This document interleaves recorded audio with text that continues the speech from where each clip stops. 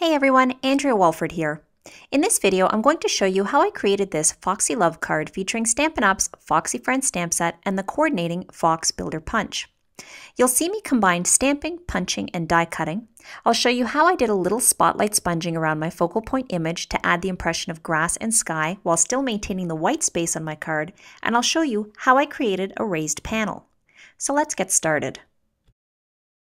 So I started off by die cutting the love sentiment from my Sunshine Wishes dies out of basic black cardstock using my Big Shot. I have here a 3.5 by 5.5 inch piece of Whisper White cardstock.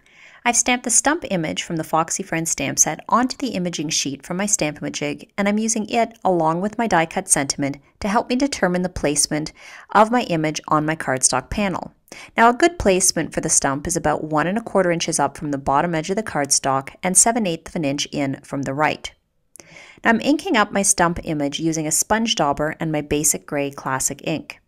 The reason I'm using a sponge dauber is because my ink pad is too juicy and I was getting too much ink on my stamp when I inked up my stamp directly from my ink pad. With my stamp now inked, I can go ahead and stamp it onto my cardstock piece. Using another sponge dauber, I'm going to be applying some wild wasabi ink to the sides and below my stump image to give the impression of grass. Now you want to make sure that you don't have too much ink on your sponge dauber, which is why you saw that I was cleaning it off on a scrap piece of paper. Then, once I'm sure I've gotten off any excess ink, I go back and tap my sponge dauber very lightly on my ink pad so that I don't pick up too much ink, because it's much better to build up the color in layers rather than end up with too much ink on your cardstock in one shot, because then you can't go back and fix it. So I'll tap my sponge dauber on my ink pad and then gently rub it onto my cardstock piece, and then if I feel like I don't have enough ink, I'll go back and add more. But for the most part, in just a couple taps, you can get more than enough ink to add that faint impression of grass. So I'm now going to be doing the same thing with my Pool Party Classic ink. So I have another sponge dauber, I've cleaned it off on my scrap paper piece, and then I'm just tapping it very lightly on my ink pad so I don't pick up too much ink, and then gently scrubbing back and forth and in a circular motion around my stump. And I'm pulling it upwards a lot further than I pulled the grass downwards because I want this light blue color to show up behind my fox image. So I have here a scrap strip of Whisper White cardstock, and onto it I'm going to be stamping several elements of my fox image from the Foxy Friends stamp set. So using my Cajun Craze classic ink pad, I'm inking up the stamp and then I'm flipping it upside down, and I just want to stamp the body portion relatively close to the edge of my cardstock. Next, I'm re-inking my stamp again. This time I'm holding my stamp right side up, and I'm only going to be stamping the head image of my stamp. Now the reason I'm stamping it this way is because it just makes it a lot easier to punch out using my Fox Builder Punch.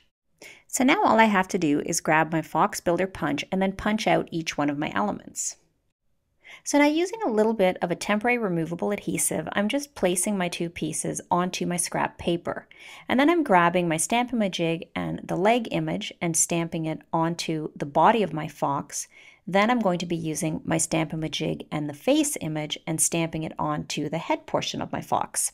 So now what I want to do is to stamp my fox image onto the stump. So using my Cajun Craze classic ink and my Stamp-A-Majig, I'm going ahead and stamping my image.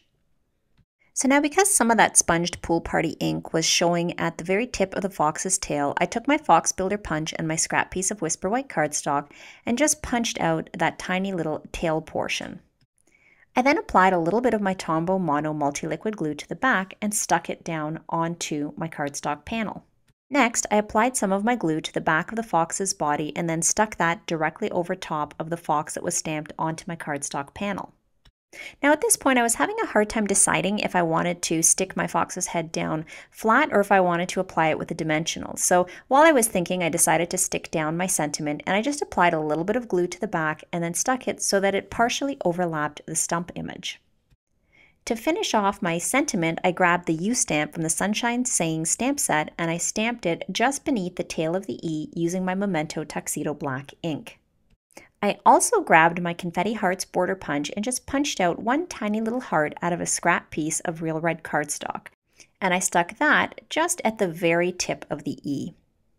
Now, because I decided that I was going to pop up my cardstock panel onto my card, I opted against popping up the fox's head as well because I thought it might create too much bulk or dimension on my card. So I just ended up applying a bit of glue to the back and then sticking it over top of the stamped image. So now at this point, when I stopped and looked at my cardstock panel, I was finding that the Love You was so close to the right-hand side of my cardstock piece that the white space to the left of my sentiment just seemed to be a little bit too big. So I grabbed my paper piercing tool and pierced a hole just to the left of my sentiment, and then grabbed a 10-inch piece of baker's twine and carefully fed one end down through the hole and then brought that end around and up the left edge of the card. Then I tied that off in a little bow. So I set my panel aside and then I grabbed a 1.5 by 5.5 inch strip from my A Little Foxy Designer Series paper pack, and I stuck that onto my card front using some Tombow Mono Multi-Liquid Glue. And my card is just a standard 4.25 by 5.5 inch card I created out of Whisper White thick cardstock. As I mentioned earlier, I had decided that I wanted to pop up my panel, so I flipped it over and then I lined the perimeter with some of the foam adhesive strips. From there, it was just a matter of peeling the backings off and then sticking my panel onto my card front, and this time I aligned my panel with the right-hand side of my card. So the last two steps on my card were to trim the ends of my baker's twine on my bow and then to add a couple of clusters of rhinestones to the bottom right of my sentiment and then to the top left of my fox. So there you have it. That's how I created my Foxy Love card featuring Stampin' Up's Foxy Friends stamp set and the Fox Builder Punch. Well, I hope you enjoyed this video tutorial and I look forward to stamping with you again. See ya!